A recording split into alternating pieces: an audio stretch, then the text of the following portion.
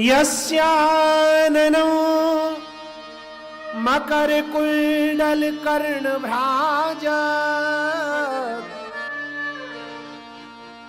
भ्राजत कपोल सुभगम सविलास हासम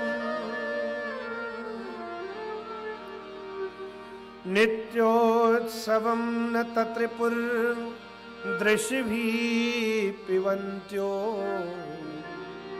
नार्यो नराश्च मुदिता कुपिता निमेश्च। आहा, क्या कहना। यस्याननं मकर कुंडल चारु कर्ण।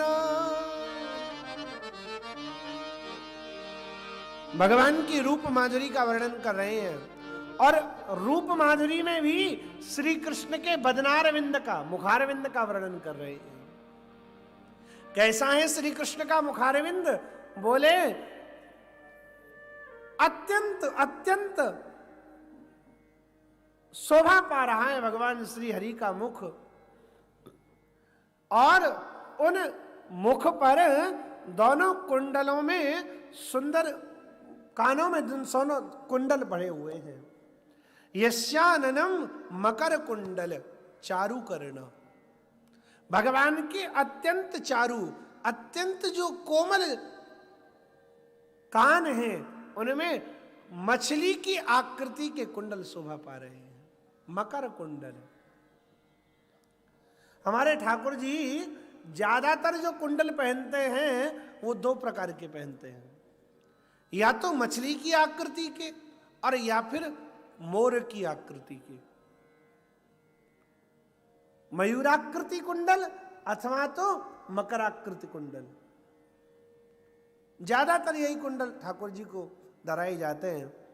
तो आज श्री कृष्ण के मुख की शोभा का वर्णन करते हुए श्री सुखदेव जी कहते हैं यस्याननं मकर कुंडल चारु कर्ण और भ्राजत कपोल सुभगम।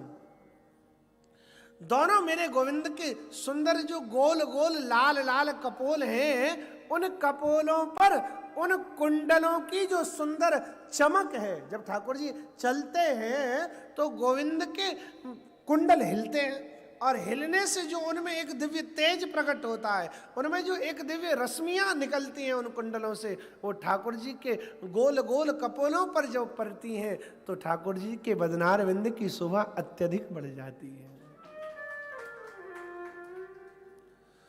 सुंदर गोल कपोल माही कुंडल अनियारे। आहा, कैसा सुंदर सुंदर बदनारविंद, और उस पर ये मोटे मोटे गोल गोल कपोल, लाल लाल उठे हुए कपोल। हमारे जैसे पिछके थोड़े ही थे ठाकुर जी के कपोल। और महाराज आप एक चीज और ध्यान दें, जब ठाकुर जी हंसते हैं ना मुखारविंद पर, गोविंद के मुखारविंद पर जब हंसी आती है तब उस मुखारविंद की शोभा और अधिक बढ़ जाती है। आज श्री सुखदेव जी गोविंद के हंसते हुए मुखारविंद का वर्णन कर रहे हैं। यस्याननं मकर कुंडल चारु कर्ण भ्राजत कपोल सुभगम सविलास हासम। ठाकुर जी मुस्कुरा रहे हैं। अब जो कोई मुस्कुराता है ना तो उसके कपोल और बाहर निकल आते हैं।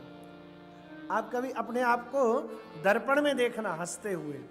जब हंसोगे ना, हंसना दांत दिखा करके नहीं हंसना, मंद मंद हंसी, मंद मधुर मुस्कान ज्ञान और ध्यान डुलावत।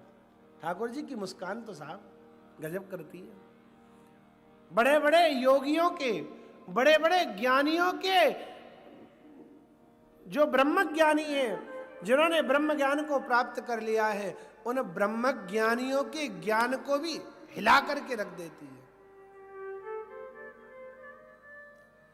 अरे और किसी दूसरे की क्या कहें, स्वयं भगवान श्री सुखदेव जी महाराज इस बात के प्रत्यक्ष प्रमाण हैं।